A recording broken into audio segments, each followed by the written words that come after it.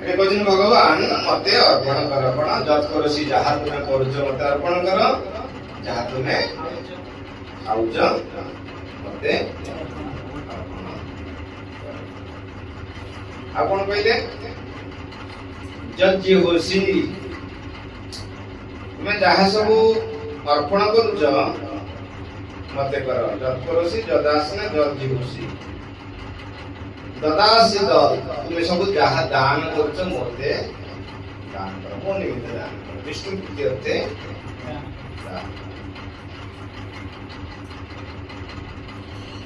ଯତ୍ ତପସ୍ୟାସି ଯାହା ତୁମେ ତପସ୍ୟା କରୁଛ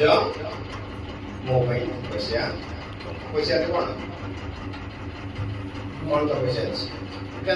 ଏକାଦଶୀ ରାମନବମୀ କୃଷ୍ଣ ଚତୁର୍ଦଶୀ